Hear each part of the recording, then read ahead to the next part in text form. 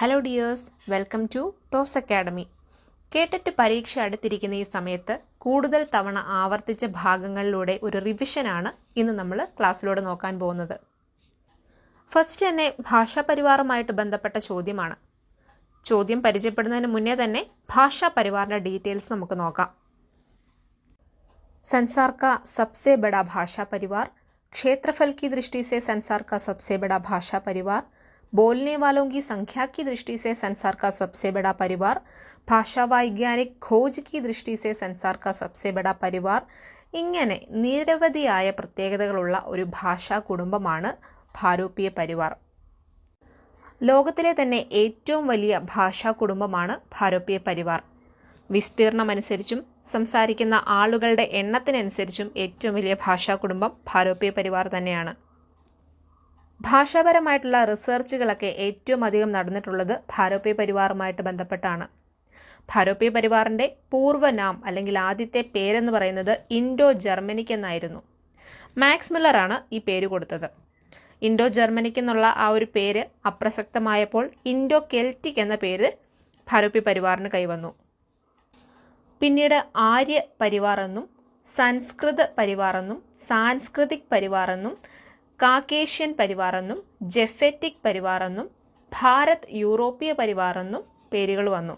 ഏറ്റവും അവസാനമാണ് ഭാരൂപീയ പരിവാർ എന്ന പേര് വരുന്നത്. വേൾഡ് വൈഡ് അറിയപ്പെടുന്ന ഭാഷാ വൈജ്ഞാനികമായിട്ടുള്ള ഭോലാനാഥ് തിവാരി ഭാരൂപീയ പരിവാറിന് നൽകിയ പേര് വിരോസ് പരിവാർ എന്നാണ്. എന്നാൽ വേൾഡിലെ ഭാഷാശാസ്ത്രികൾ ആരും തന്നെ ഈ ഒരു പേര് അംഗീകരിച്ചില്ല. ഭാരൂപീയ പരിവാറിന് 2 ശാഖകളാണുള്ളത്. ഈ 2 ശാഖയായിട്ട് തിരിച്ചിട്ടുള്ളത് വാൻബ്രൈഡ് ആണ്. വാൻബ്രൈഡ് 1925 ഭാരൂപീയ പരിവാറിനെ കേന്തും ശാഖ എന്നും ശതം ശാഖ എന്നും 2ആയി തിരിച്ചു. ധ്വനി പരിവർത്തൻ്റെ അടിസ്ഥാനത്തിലാണ് ഈ 2 ശാഖകളായിട്ട് ഭാരൂപീയ പരിവാറിനെ തിരിക്കുന്നത്. 1870 ആസ്കോലിയാണ് ധ്വനി പരിവർത്തൻ കണ്ടെത്തിയത്.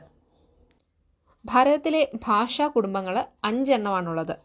ഭാരൂപീയ പരിവാർ, ദ്രവിഡ് പരിവാർ, ചീനി തിബത്തി Parivar, ബുരുഷ്ക് Parivar, astro Asiatic Parivar എന്നിവയാണവ.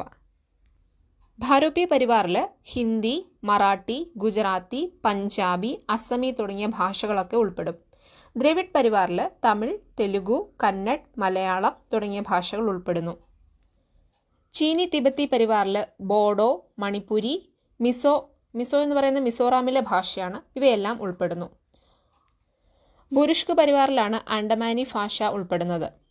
Astro Asiatic പരിവാറിൻ്റെ മറ്റൊരു പേരാണ് ആഗ്നേയ പരിവാർ, അല്ലെങ്കിൽ ദക്ഷിൺ പൂർവ്വ ഏഷ്യായി പരിവാർ എന്നൊക്കെ അറിയപ്പെടുന്നു. ഈ ഒരു ഭാഷ പരിവാറിൽ ഉൾപ്പെടുന്ന ഭാഷയാണ് നിക്കോബാരി, സന്താലി തുടങ്ങിയവ. സന്താലി ഒരു ആദിവാസി ഭാഷയാണ്. ഇനി ഇതുമായിട്ട് ബന്ധപ്പെട്ട് വരുന്ന ഒരു ചോദ്യം നോക്കാം. സിന്ധി, ലഹന്ത, പഞ്ചാബി കിസ് വർഗീകരൺ കെ അന്തർഗത ആത്തി ഹെ? പ്രാചീൻ ഭാരതീയ ആര്യഭാഷകളാണ് വൈദിക് സംസ്കൃതും. ആര്യഭാഷ എന്ന് പറഞ്ഞാൽ ആര്യന്മാരുടെ ഭാഷയാണ്.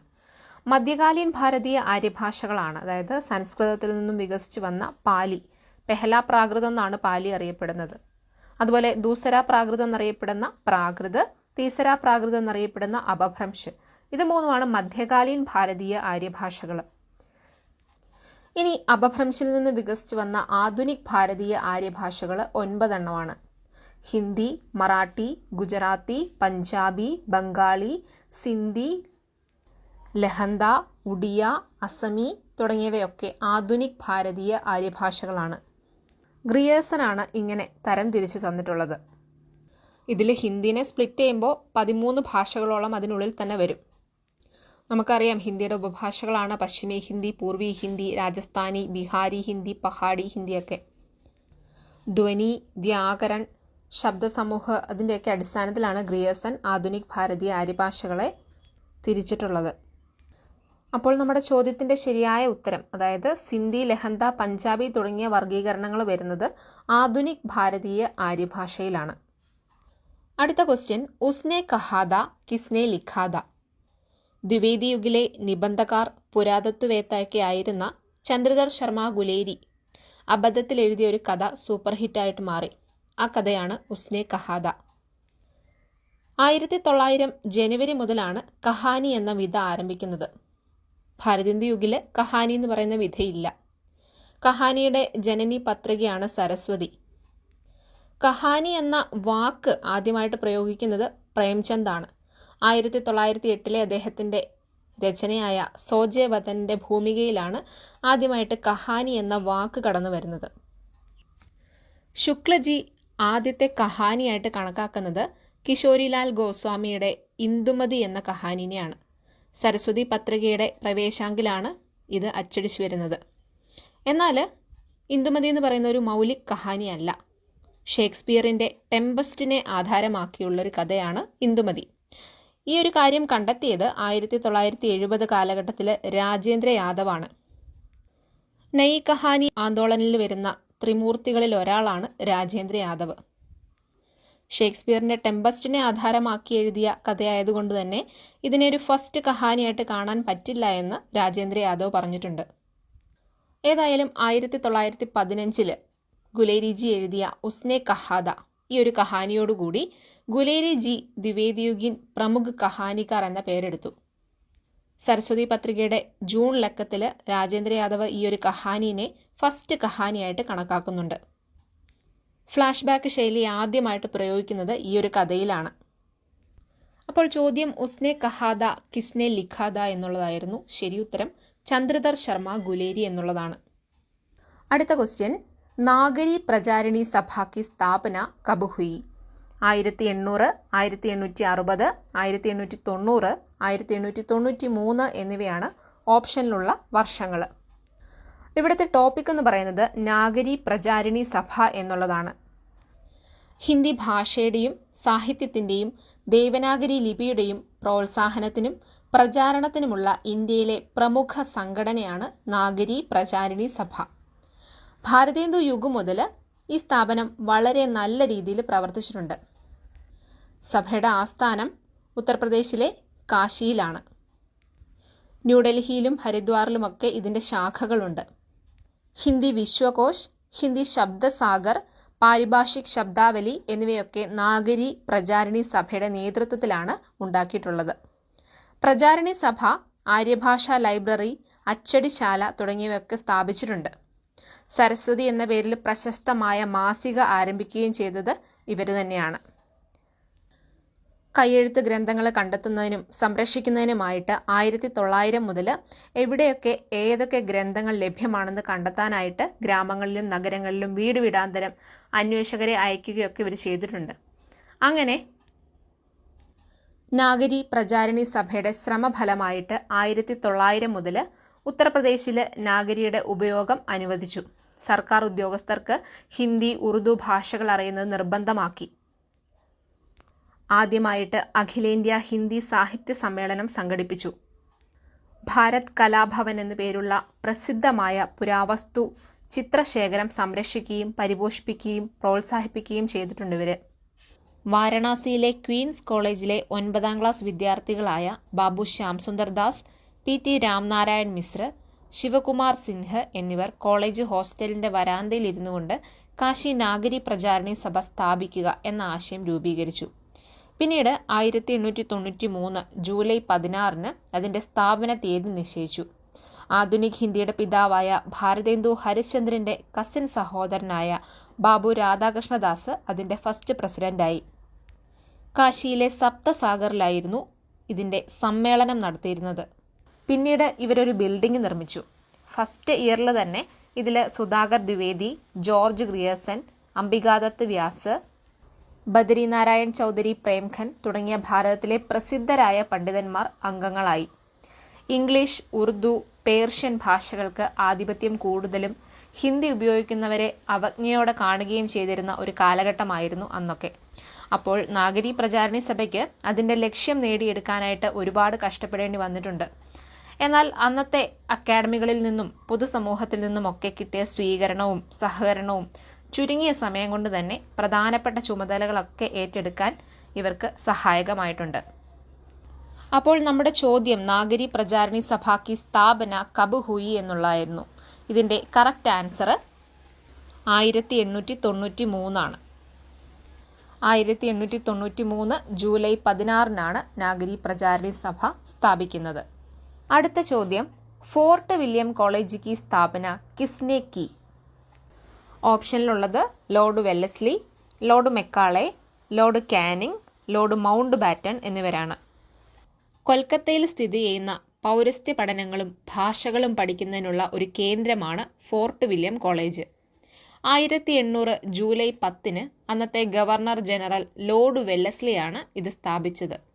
സംസ്കൃതം, അറബിക്, പേർഷ്യൻ, ബംഗാളി, ഹിന്ദി, ഉറുദു തുടങ്ങിയ ഭാഷകളിലുള്ള ആയിരക്കണക്കിന് പുസ്തകങ്ങൾ ഈ സ്ഥാപനം ട്രാൻസ്ലേറ്റ് ചെയ്തിട്ടുണ്ട്.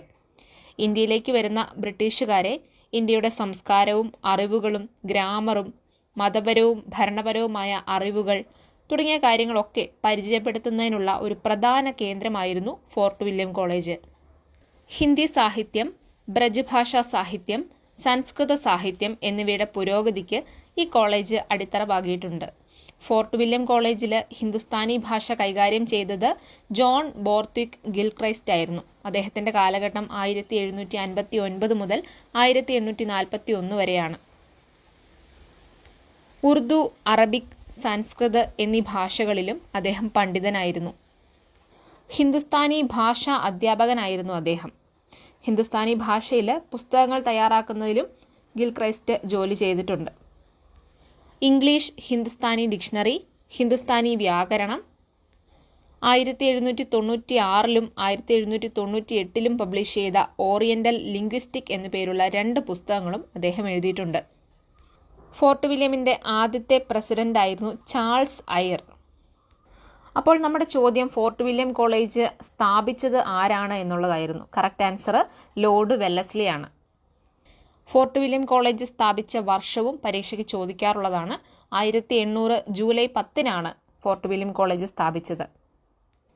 ഇനി ഫോർട്ട് വില്യം കോളേജ് का विशेष योगदान किस क्षेत्र में है എന്ന് ചോദിച്ചാൽ ഹിന്ദി ഗദ്യക്കെ ക്ഷേത്രമേം എന്നുള്ളതാണ് ശരിയായ ഉത്തരം. ഹിന്ദി ഗദ്യത്തിൻ്റെ വളർച്ചയിൽ വളരെയധികം സംഭാവനകൾ ഫോർട്ട് വില്യം കോളേജ് നൽകിയിട്ടുണ്ട്. അടുത്ത ക്വസ്റ്റ്യൻ, ഹിന്ദി का प्रथम समाचार पत्र उदंत मार्तंड का प्रकाशन कब हुआ? 1800, 1818, 1821, 1826 എന്നിവയാണ് ഓപ്ഷനിലുള്ളത്. ഉദന്ത മാർത്തണ്ഡ് ഭാരതത്തിലെ ആദ്യത്തെ ഹിന്ദി സമാചാർ പത്രമാണ്. 1826 മെയ് 30 കൽക്കത്തയിൽ നിന്നാണ് ഇത് ആരംഭിച്ചത്. ഇതിൻ്റെ സമ്പാദകവും പ്രകാശകും കാൺപൂരിലെ പണ്ഡിത ജുഗൾ കിഷോർ ശുക്ല ആയിരുന്നു. സമ്പാദകൻ എന്ന് പറഞ്ഞാൽ എഡിറ്ററാണ്, പ്രകാശകൻ എന്ന് പറഞ്ഞാൽ പബ്ലിഷറാണ്. ഇതൊരു സാപ്താഹിക് അഥവാ വീക്കിലി ആയിരുന്നു. എല്ലാ ചൊവ്വാഴ്ചയും ആയിരുന്നു ഈ വീക്കിലി പബ്ലിഷ് ചെയ്തിരുന്നത്. ഉഗുത്ത സൂരജ് എന്നാണ് ഉദന്ത് മാർത്തണ്ഡ് എന്ന വാക്കിൻ്റെ അർത്ഥം. ബ്രജും ഖടിബോലിയും മിശ്രിതമായിട്ടുള്ള രൂപമാണ് ഈ പത്രയിൽ ഉപയോഗിച്ചിരുന്നത്. 79 ലക്കങ്ങളാണ് ഇതിൻ്റെ പബ്ലിഷ് ചെയ്തിട്ടുള്ളത്. 1827 ഡിസംബർ 4 ഇതിൻ്റെ പ്രകാശനം നിർത്തിവെച്ചു. കാരണം ഉയർന്ന തപാൽ നിരക്കും വായനക്കാരുടെ കുറവും ഗവൺമെൻറ്റിൻ്റെ സഹായങ്ങളൊന്നും ലഭിക്കാത്തതിനാലും ഉദന്ത് മാർത്തണ്ഡ് നിർത്തേണ്ടതായിട്ട് വന്നു. ഉദന്ത് മാർത്തണ്ഡ് ആരംഭിച്ച മെയ് 30 ഹിന്ദി പത്രകാരിത ദിവസായിട്ട് ആഘോഷിക്കുകയും ചെയ്യുന്നുണ്ട്. അപ്പോൾ നമ്മുടെ ചോദ്യത്തിൻ്റെ കറക്റ്റ് ആൻസർ 1826 എന്നുള്ളതാണ്. അടുത്ത ക്വസ്റ്റ്യൻ, അഷ്ടഛാപ് കാ സാഹിത്യ കിസ് ശൈലി മേ ലിഖാ ഗയാ ഹെ? ഓപ്ഷനിലുള്ളത് മൈഥിലി, മഗഹി, ബ്രജ്, അവധി എന്നിവയാണ്. അഷ്ടഛാപ്പ് മഹാപ്രഭു ശ്രീ വല്ലഭാചാര്യജിയും അദ്ദേഹത്തിൻ്റെ പുത്രനായ ശ്രീ വിഠൽനാഥും ചേർന്ന് സ്ഥാപിച്ച 8 ഭക്തികാലീൻ കവികളുടെ ഒരു സമൂഹമാണ്. ഈ കവികൾ അവരുടെ പദിലൂടെയും കീർത്തനത്തിലൂടെയും ഒക്കെ ഭഗവാൻ ശ്രീകൃഷ്ണൻ്റെ പല ലീലകളെക്കുറിച്ചുള്ള ഗുണഗാനങ്ങൾ അല്ലെങ്കിൽ കീർത്തനങ്ങളൊക്കെ പാടി സ്തുതിക്കുന്നു. അഷ്ടഛാപ്പ് സ്ഥാപിച്ചത് 1565 അഷ്ടഛാപ്പ് കെ സംസ്ഥാപക എന്നറിയപ്പെടുന്നത് ഗോസ്വാമി വിഠൽനാഥ് ജിയാണ്. അഷ്ടഛാപ്പിലെ കവികൾ ഭക്തികാലത്തിലെ കൃഷ്ണഭക്തി ശാഖയുമായിട്ട് ബന്ധപ്പെട്ടിരിക്കുന്നു. അഷ്ടഛാപ്പിലെ കവികളെക്കുറിച്ച് നോക്കിയാൽ അഷ്ടഛാപ്പിലെ കവികളുടെ ഉള്ളിൽ പുഷ്ടിമാർഗീയ ആചാര്യൻ ശ്രീ വല്ലഭാചാര്യജിയുടെ 84 ശിഷ്യന്മാരിൽ നിന്നും 4 ശിഷ്യന്മാരും അദ്ദേഹത്തിൻ്റെ പുത്രനായ വിഠൽനാഥ് ജിയുടെ 252 ശിഷ്യന്മാരിൽ നിന്നും 4 ശിഷ്യന്മാരെയുമാണ് എടുത്തിട്ടുള്ളത്. അങ്ങനെ ഈ 8 ബ്രജഭൂമിയിലെ നിവാസികളായിരുന്ന അല്ലെങ്കിൽ ബ്രജ് എന്ന പ്രദേശത്ത് താമസിച്ചിരുന്ന 8 കവികളാണ് അഷ്ടഛാപ്പിൽ ഉൾപ്പെടുന്നത്. വല്ലഭാചാര്യൻ്റെ ശിഷ്യന്മാരായിരുന്ന കുംഭൻദാസ്, സൂർദാസ്, പരമാനന്ദദാസ്, കൃഷ്ണദാസ് എന്നിവരും വിഠൽനാഥിൻ്റെ ശിഷ്യന്മാരായിരുന്ന നന്ദദാസ്, ചീത് സ്വാമി, ഗോവിന്ദസ്വാമി, ചതുർഭുജദാസ് എന്നിവരുമാണ് ഈ 8 കവികൾ. ഇതിൽ ഏറ്റവും പ്രസിദ്ധനായിട്ടുള്ള ആളായിരുന്നു സൂർദാസ്. അദ്ദേഹത്തെ പുഷ്ടിമാർഗ് കാ ജഹാസ് അല്ലെങ്കിൽ അഷ്ടഛാപ്പ് കാ ജഹാസ് എന്ന് വിളിച്ചിരുന്നു. അപ്പോൾ നമ്മുടെ ചോദ്യം അഷ്ടഛാപ്പ് കാ സാഹിത്യ കിസ് ശൈലിമേം ലിഖാ ഗയാ ഹെ എന്നുള്ളതായിരുന്നു. നമുക്കറിയാം അഷ്ടഛാപ്പിലെ കവികളൊക്കെ ഭക്തികാലത്തിലെ കൃഷ്ണഭക്തി ശാഖയുമായിട്ട് ബന്ധപ്പെട്ടിരിക്കുന്നതാണ്. ഇവരൊക്കെ ബ്രജഭൂമിയിലെ നിവാസികളായിരുന്നു എന്നൊക്കെ. അതുകൊണ്ട് തന്നെ അഷ്ടഛാപ്പിലെ സാഹിത്യമൊക്കെ ബ്രജ് ഭാഷാ ശൈലിയിലാണ് എഴുതിയിരുന്നത്. ശരിയായ ഉത്തരം ബ്രജ് എന്നുള്ളതാണ്.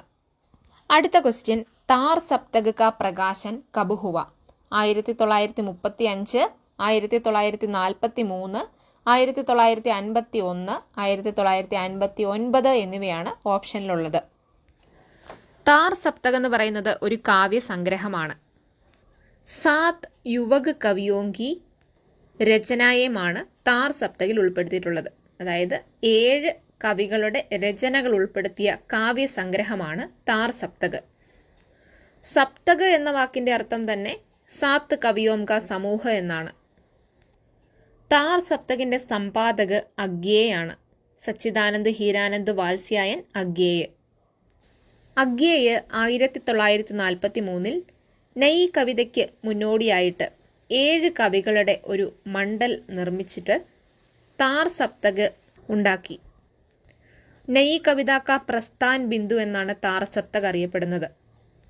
അഗ്യേയ് താർ സപ്തകിലെ കവികളെ രാഹോം കാ അന്വേഷി എന്ന് വിളിച്ചിട്ടുണ്ട്. ഇതുവരെ 4 സപ്തകകളാണ് പബ്ലിഷ് ചെയ്തിട്ടുള്ളത്. താർ സപ്തകിൻ്റെ വർഷം 1943 ദൂസര സപ്തക് വരുമ്പോൾ 1951 തീസര സപ്തക് 1959 ചൗദ സപ്തക് 1979 പബ്ലിഷ് ചെയ്തിട്ടുള്ളത്.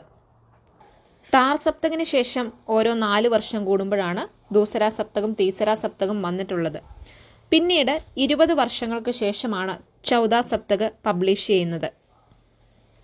ഓരോ സപ്തകിലെയും കവികളെ അറിഞ്ഞിരിക്കേണ്ടത് വളരെ അത്യാവശ്യമാണ്. അത്തരത്തിലുള്ള ചോദ്യങ്ങളും കടന്നു വന്നിട്ടുണ്ട്. താർ സപ്തകിലെ കവികൾ ആരൊക്കെയാണെന്ന് നോക്കാം. താർ സപ്തകിൻ്റെ സമ്പാദക് സച്ചിദാനന്ദ് ഹീരാനന്ദ് വാത്സ്യായൻ അഗ്യേയ്, രാംവിലാസ് ശർമ്മ, ഗജാനൻ മാധവ് മുക്തിബോധ്, പ്രഭാകർ മാജ്വേ ബലവന്ത്, നേമി ചന്ദ്ര ജൈൻ, ഗിരിജാകുമാർ മാഥുർ, ഭാരത് ഭൂഷൺ അഗ്രവാൾ എന്നിവരാണ് താർ സപ്തകിലെ കവികൾ. 1949 അഗ്യേയ് സമ്പാദൻ കാര്യ നിർവഹിച്ച് 1951 പ്രകാശൻ നടത്തിയ ദൂസര സപ്തക്, അതിലെ കവികളെ പരിചയപ്പെടാം. ഭവാനി പ്രസാദ് മിശ്ര, ശകുന്തള മാഥുർ, ഹരിനാരായൺ വ്യാസ്, ശംഷേർ ബഹാദുർ സിംഗ്, നരേഷ് മെഹ്ത്ത, രഘുവീർ സഹായ്, ധർമ്മവീർ ഭാരതി എന്നിവരുടെ രചനകളാണ് ദൂസര സപ്തകിൽ ഉൾപ്പെട്ടിട്ടുള്ളത്. തീസര സപ്തകിൽ കുംവർ നാരായൺ, കീർത്തി ചൗധരി, സർവേശ്വർ ദയാൽ സക്സേന, മദൻ വാത്സ്യായൻ, പ്രയാഗ് നാരായൺ ത്രിപാഠി, കേദാർനാഥ് സിംഹ്, വിജയ്ദേവ് നാരായൺ സാഹി എന്നിവരുടെ രചനകൾ ഉൾപ്പെട്ടിട്ടുണ്ട്. ചൗദ സപ്തകിൽ അവധേഷ് കുമാർ, രാജ്കുമാർ കുംഭജ്, സ്വദേശ് ഭാരതി, നന്ദകിഷോർ ആചാര്യ, സുമൻ രാജെ, ശ്രീരാം വർമ്മ, രാജേന്ദ്ര കിഷോർ എന്നിവരുടെ രചനകൾ ഉൾപ്പെട്ടിരിക്കുന്നു. അപ്പോൾ നമ്മുടെ ചോദ്യം താർ സപ്തക് കാ പ്രകാശൻ കബ് ഹുവ എന്നുള്ളതായിരുന്നു. ശരിയായ ഉത്തരം 1943 ആണ്. താർ സപ്തകിൻ്റെ സമ്പാദക് അഗ്യേയാണെന്നുള്ള കാര്യം കൂടി ഓർത്തിരിക്കുക. 1943 താർ സപ്തകിൻ്റെ പ്രകാശൻ നടക്കുന്നത്. അടുത്ത ക്വസ്റ്റ്യൻ, രാംചരിത മാനസ് മേം കിത്തനെ കാണ്ഡ് ഹെ? ഓപ്ഷനിലുള്ളത് 2, 4, 7, 9 എന്നിവയാണ്. ഗോസ്വാമി തുളസീദാസിൻ്റെ ലോകപ്രസിദ്ധ രചനയാണ് ശ്രീരാമചരിത മാനസ്. രാമായണ കഥയെ ആസ്പദമാക്കി രചിച്ച രാമചരിതമാനസ് 7 കാണ്ഡങ്ങളായി തിരിച്ചിരിക്കുന്നു. ദോഹ ചൗപ്പായി ശൈലിയിലാണ് രാമചരിതമാനസ് എഴുതിയിട്ടുള്ളത്. അവധി ഭാഷയാണ് പ്രയോഗിച്ചിട്ടുള്ളത്. രാമചരിതമാനസ് 7 കാണ്ഡങ്ങളായാണ് തിരിച്ചിരിക്കുന്നത് നമ്മൾ കണ്ടു. ഇത്തരത്തിലുള്ളൊരു ചോദ്യം വന്ന സ്ഥിതിക്ക് ആ കാണ്ഡങ്ങൾ ഏതൊക്കെയാണെന്ന് കൂടി നിർബന്ധമായിട്ട് നമ്മൾ അറിഞ്ഞിരിക്കണം. ആദ്യത്തെ കാണ്ഡാണ് ബാലകാണ്ഡ്, രണ്ടാമത്തേത് അയോധ്യാകാണ്ഡ്, അരണ്യകാണ്ഡ്, കിഷ്കിന്ധാകാണ്ഡ്, സുന്ദരകാണ്ഡ്, ലങ്കാകാണ്ഡ്, ഉത്തർകാണ്ഡ് എന്നിവയാണ് 7 കാണ്ഡുകൾ. ലങ്കാകാണ്ഡിന് യുദ്ധകാണ്ഡെന്നും പേരുണ്ട്. ഉപയോഗിച്ചിരിക്കുന്ന ഛന്ദുകളുടെ എണ്ണം അനുസരിച്ച് ബാലകാണ്ഡ്, കിഷ്കിന്ധാകാണ്ഡ് എന്നിവ യഥാക്രമം ഏറ്റവും വലുതും ചെറുതുമായ കാണ്ഡങ്ങളായിട്ട് കണക്കാക്കുന്നു. ഓക്കെ, അപ്പോൾ ഇന്ന് നമ്മൾ കൂടുതൽ തവണ ആവർത്തിച്ചു വന്ന ഏതാനും ടോപ്പിക്കുകളിൽ നിന്നുള്ള ചോദ്യങ്ങളും അതിൻ്റെ ഡീറ്റെയിൽസുമാണ് നോക്കിയത്. ഓരോ ടോപ്പിക്സ് പഠിക്കുമ്പോഴും ഡീറ്റെയിൽഡ് ആയിട്ടുള്ള സ്റ്റഡിയിലൂടെ തന്നെ ടോപ്പിക്സ് കവർ ചെയ്യാനായിട്ട് ശ്രമിക്കുക. പഠനം കൂടുതൽ ആവേശത്തോടെ തുടരുക. Okay dears, take care.